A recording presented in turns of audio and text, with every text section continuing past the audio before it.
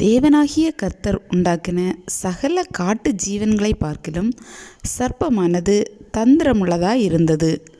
அது ஸ்திரீயை நோக்கி, நீங்கள் தோட்டத்திலுள்ள சகல விருட்சங்களின் கனியையும் புசிக்க வேண்டாம் என்று தேவன் சொன்னது உண்டோ என்றது.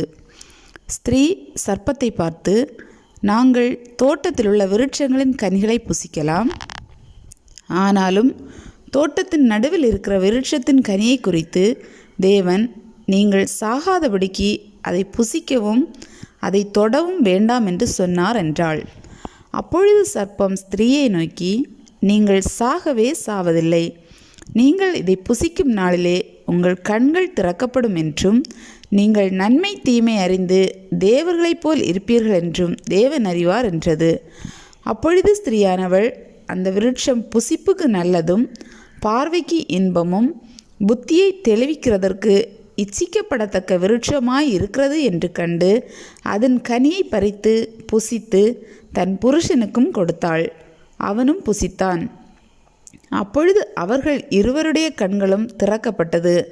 அவர்கள் தாங்கள் நிர்வாணிகள் என்று அறிந்து அத்தியிலைகளை தைத்து தங்களுக்கு அரைக்கச்சைகளை உண்டு பண்ணினார்கள். பகல் குளிர்ச்சியான வேளையிலே தோட்டத்தில் உலாவுகிற தேவனாகிய கர்த்தருடைய சத்தத்தை அவர்கள் கேட்டார்கள். அப்பொழுது ஆதாமும் அவன் மனைவியும் தேவனாகிய கர்த்தருடைய சந்நிதிக்கு விலகி தோட்டத்தின் விருட்சங்களுக்குள்ளே ஒளித்து கொண்டார்கள். அப்பொழுது தேவனாகிய கர்த்தர் ஆதாமை கூப்பிட்டு, நீ எங்கே இருக்கிறாய் என்றார். அதற்கு அவன், நான் தேவரீருடைய சத்தத்தை தோட்டத்திலே கேட்டு நான் நிர்வாணியாய் இருப்பதினால் பயந்து ஒளித்து கொண்டேன் என்றான். அப்பொழுது அவர், நீ நிர்வாணி என்று உனக்கு அறிவித்தவன் யார்? புசிக்க வேண்டாம் என்று நான் உனக்கு விலக்கின விருட்சத்தின் கனியை புசித்தாயோ என்றார்.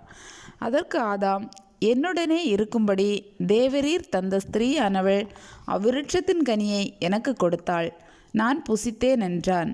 அப்பொழுது தேவனாகிய கர்த்தர் ஸ்திரீயை நோக்கி, நீ இப்படி செய்தது என்ன என்றார். ஸ்திரீயானவள், சர்ப்பம் என்னை வஞ்சித்தது, நான் புசித்தேன் என்றாள். அப்பொழுது தேவனாகிய கர்த்தர் சர்ப்பத்தை பார்த்து, நீ இதை செய்தபடியால் சகல நாட்டு மிருகங்களிலும் சகல காட்டு மிருகங்களிலும் சபிக்கப்பட்டிருப்பாய். நீ உன் வயிற்றினால் நகர்ந்து உயிரோடு இருக்கும் நாளெல்லாம் மண்ணை தின்பாய். உனக்கும் ஸ்திரீக்கும் உன் வித்துக்கும் அவள் வித்துக்கும் பகை உண்டாக்குவேன். அவர் உன் தலையை நசுக்குவார், நீ அவர் குதிகாலை நசுக்குவாய் என்றார். அவர் ஸ்திரீயை நோக்கி, நீ கர்ப்பவதியாய் இருக்கும்போது உன் வேதனையை மிகவும் பெருக பண்ணுவேன். வேதனையோடே பிள்ளை பெறுவாய். உன் ஆசை உன் புருஷனை பற்றி இருக்கும், அவன் உன்னை ஆண்டு கொள்ளுவான் என்றார். பின்பு அவர் ஆதாமை நோக்கி, நீ உன் மனைவியின் வார்த்தைக்கு செவி கொடுத்து புசிக்க வேண்டாம் என்று நான் உனக்கு விலக்கின விருட்சத்தின் கனியை புசித்தபடியினாலே பூமி உன் நிமித்தம் சபிக்கப்பட்டிருக்கும். நீ உயிரோடு இருக்கும் நாளெல்லாம் வருத்தத்தோடே அதன் பலனை புசிப்பாய். அது உனக்கு முள்ளும் குறுக்கும் முளைப்பிக்கும். வெளியின் பயிர் வகைகளை புசிப்பாய். நீ பூமியிலிருந்து எடுக்கப்பட்டபடியால் நீ பூமிக்கு திரும்ப மட்டும் உன் முகத்தின் வேர்வையால் ஆகாரம் புசிப்பாய். நீ மண்ணாய் இருக்கிறாய், மண்ணுக்கு திரும்புவாய் என்றார். ஆதாம் தன் மனைவிக்கு ஏவாள் என்று பெயரிட்டான், ஏனெனில் அவள் ஜீவனுள்ளோருக்கெல்லாம் தாயானவள்.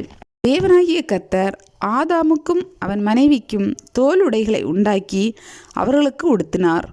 பின்பு தேவனாகிய கர்த்தர், இதோ மனுஷன் நன்மை தீமை அறியத்தக்கவனாய் நம்மில் ஒருவரை போல் ஆனான். இப்பொழுதும் அவன் தன் கையை நீட்டி ஜீவ விருட்சத்தின் கனியையும் பறித்து புசித்து என்றைக்கும் உயிரோடு இராதபடிக்கு செய்ய வேண்டும் என்று அவன் எடுக்கப்பட்ட மண்ணை பண்படுத்த தேவனாகிய கர்த்தர் அவனை ஏதேன் தோட்டத்திலிருந்து அனுப்பிவிட்டார்.